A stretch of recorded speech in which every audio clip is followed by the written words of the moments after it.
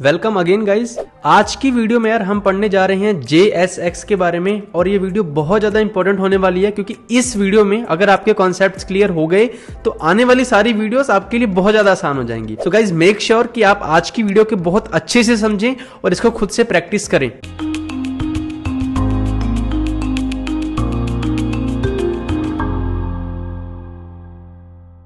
तो यार JSX का मतलब होता है जावास्क्रिप्ट XML और ये हमारी हेल्प करता है HTML को रिएक्ट के कंपोनेंट्स के अंदर राइट करने के लिए। हमने पढ़ा था हम अपनी पूरी वेबसाइट को छोटे छोटे कंपोनेंट्स में डिवाइड कर सकते हैं और हर एक कंपोनेंट के अंदर हम कुछ HTML कोड लिख सकते हैं जो हमको हमारे ब्राउजर पे विजिबल होता है। तो वो होती है हमारे पास JSX। और एक बहुत सिंपल लैंग्वेज में यार आप बोल सकते हो कि JSX जो है वो combination of HTML and JavaScript है। अभी हम इसको कोडिंग में प्रैक्टिकली देखते हैं तो आपको ये अच्छे से समझ आ जाएगा। तो यार जैसा कि अभी आपको स्क्रीन पे दिख रहा है, एक साइड मैंने HTML का कुछ कोड लिखा है और एक साइड मैंने जावास्क्रिप्ट का एक सिंपल सा कोड लिखा है। तो चलो हम देखते हैं यार कि सिंपल HTML में और JSX में फर्क क्या है, राइट। तो ये हमारा HTML का कोड है, इसके अंदर हेडिंग में मैंने लिखा है we are commit to code, okay, and we have a variable over here. अब मैं यार क्या चाहता हूं कि इस हेडिंग के अंदर का जो कंटेंट है ये लेट अस सपोज जो मेरा चैनल का नेम है वो एक वेरिएबल में स्टोर है, राइट, एंड मैं चाहता हूं कि इस वेरिएबल की वैल्यू मुझे यहां पे दिखे, ओके। सो अभी के लिए हमको कैसे करना पड़ेगा यार, हमको इस हेडिंग को कुछ आईडी देनी पड़ेगी। लेट्स से मैंने बोला इसकी आईडी है heading, right, and then we have to go in the JavaScript और हमें यहाँ पे इसको इसकी आईडी से सेलेक्ट करना पड़ेगा और फिर इसके अंदर के कंटेंट को चेंज करना पड़ेगा। तो हमको लिखना पड़ेगा document dot get element by ID and then यहाँ पे मुझे इसकी आईडी देनी पड़ेगी। फिर हमको इसके अंदर का जो we can say dot inner text है वो हमको चेंज करना पड़ेगा ऐसे VR and then like this. तो यार आपने एक चीज नोटिस की, यहां पे ऐसा कोई डायरेक्ट वे नहीं है कि मैं डायरेक्ट यहां पे लिखूं नेम और ऑटोमेटिकली इस वेरिएबल की वैल्यू यहां पे आ जाए, राइट। तो अगर मुझे यहां पे एक वेरिएबल की वैल्यू दिखानी है तो मुझे इस एलिमेंट को सेलेक्ट करना पड़ेगा जावास्क्रिप्ट से और फिर इसके अंदर के कंटेंट को चेंज करके उसके अंदर वेरिएबल डालना पड़ेगा। बट डायरेक्टली कोई वे नहीं है कि मैं HTML के अंदर ही उस चीज को एग्जीक्यूट कर सकूं। तो चलिए देखते हैं JSX में ये कैसे होता है। चलिए गाइस, ये वही प्रोजेक्ट है जो हमने सेटअप किया था। तो हमने देखा था कि main.jsx का काम होता है ऐप से सिंगल कंपोनेंट लेके इंडेक्स में डालना। तो हम यहाँ पे चेंजेस नहीं करेंगे। चलो देखते हैं app.jsx फाइल main.jsx को क्या दे रही है। अभी देखो आप ये एक बहुत सारा कोड देख पा रहे हो एंड आपको लग रहा होगा यार कि ये सिंपल HTML की तरह ही है। And you can C div tag है, एंकर टैग है, इमेज है, उसको सोर्स है। It's like a HTML but it's not HTML, ये JSX है। I teach you how. देखो मैं सब कुछ रिमूव कर रहा हूं, मैं बोल रहा हूं सिंपल एक हेडिंग टैग है यार, सिंपल एक div आप बनाओ और यहां पे आप एक हेडिंग टैग दे दो लाइक दिस। अब यार क्वेश्चन आता है कि इस प्रोजेक्ट को स्टार्ट कैसे करना है। जैसे हमारा HTML हम गो लाइव करते हैं, राइट। तो यहां पे आपको टर्मिनल पे जाना है और आपको कमांड लिखनी है npm run dev। npm run dev एक कमांड है जो कि आपके वाइट के प्रोजेक्ट को स्टार्ट कर देती है। तो जब मैंने इस पे क्लिक किया तो देखो मुझे कमिट टू कोड जो मैंने हेडिंग लिखी है वो मुझे दिख रही है। अब अगर मैं यहां पे एक पैराग्राफ लगा दूं यार, वी कैन लर्न एनीथिंग,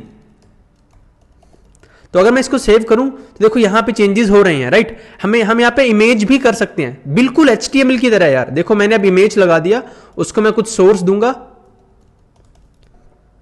और अगर मैं अब इसको सेव करूं यार तो देखो हमको यहां पे इमेज दिख रही है।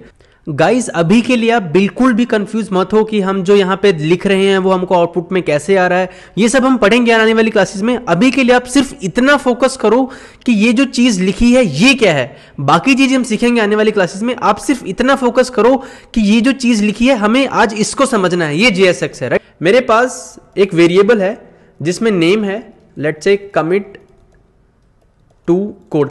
अब मैं चाहता हूं यार यहां पे जो हेडिंग के अंदर लिखा है, राइट, यहां पे मुझे इस वेरिएबल की वैल्यू दिखे। तो यहां पे आप डायरेक्टली अपने HTML के अंदर जावास्क्रिप्ट को लिख सकते हो। You can just write name, तो इस वेरिएबल की वैल्यू यहां आ जाएगी। But again you have to use curly brackets. Curly brackets indicate करता है कि इसके अंदर आप एग्जीक्यूटेबल चीज डाल रहे हो, राइट, जो एग्जीक्यूट हो सकती है। तो कर्ली ब्रैकेट्स के अंदर हमने नेम लिखा, इसका मतलब ये एग्जीक्यूट होगा। मतलब एक नेम नाम का वेरिएबल है, उसको ढूंढ के लाओ, उसकी वैल्यू यहां पे डाल दो। Now you can see welcome to commit to code, right.